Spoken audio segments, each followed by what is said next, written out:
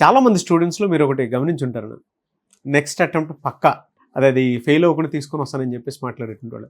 అది ఎప్పుడు లై అవుతుంది వాళ్ళు, అంటే సెల్ఫ్ లై అనేది ఒకటి ఉంటుంది కదా, అది వాళ్ళలో ఎప్పుడు అవుతుంది సార్? అది అంటే ఆ రియాలిటీలోకి ఎప్పుడు వస్తారు? ప్రతిసారి వాళ్ళు అదే డైలాగ్ తోటి వస్తూ ఉంటారు. యాక్చువల్గా అండి ఇది కొంచెము ఎక్కువగానే ఉంటుంది.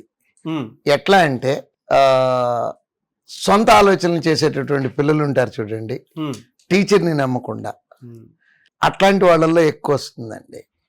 అంటే వాళ్ళని వాళ్ళు మిస్టేక్ని అనలైజ్ చేసుకోవటం కాకుండా ఎదుటి మనిషి మీద చేయబెట్టి చూపించే అలవాటు ఉన్న వాళ్ళు ఎక్కువగా ఇట్లా నెక్స్ట్ టైం పక్కా అనుకొని మళ్ళీ ఫెయిల్ అవుతూ ఉంటారండి. అంటే ఫెయిల్యూర్స్లో నుంచి రీజన్స్ వెతుక్కొని దాన్ని సరి చేసుకుంటే ఇది రాదండి. అలా కాకుండా ఫర్ ఎగ్జాంపుల్ ఒక ఇన్స్టిట్యూట్లో చదువుతున్నారు అనుకోండి, వాళ్ళు బాగా చెప్పకపోవటం మూలాన నాకు రాలేదంటాడు. లేదు ఏదైనా ఒక బుక్ ప్రిపేర్ అయ్యాడు అనుకోండి, ఆ బుక్లో ఉన్న ఏఈ రాలేదంటాడు. అంటే ఫాల్ట్ ఫైండింగ్ సెషన్లు పెట్టుకుంటూ ఉంటారండి.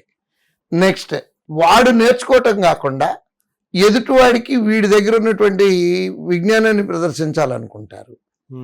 అంటే జూనియర్ అంటే నెక్స్ట్ బ్యాచ్ వాళ్ళు వచ్చి జాయిన్ అయ్యారు, వాళ్ళకి ఇది అలా చేయాలి, ఇది ఇలా చేయాలి, ఇది ఇలా చేయాలి అంటా ఉంటారే తప్పించి వీళ్ళు ఏం చేయరండి. వీడి దగ్గర సలహా ఉన్నోడు ఉద్యోగం వచ్చి వెళ్ళిపోతూ ఉంటాడు, వీడు అక్కడే ఉండిపోతాడు. అట్లాంటి పిల్లలకి నేను చెప్పే సజెషన్ ఏంటంటే, ఒక్క 5 నిమిషాల పాటు ప్రశాంతంగా ఒక రూమ్లో కూర్చొని నేను ఎందుకు ఫెయిల్ అయ్యాను, నా తర్వాత వచ్చినటువంటి వాళ్ళందరూ ఎందుకు వెళ్ళిపోతున్నారు,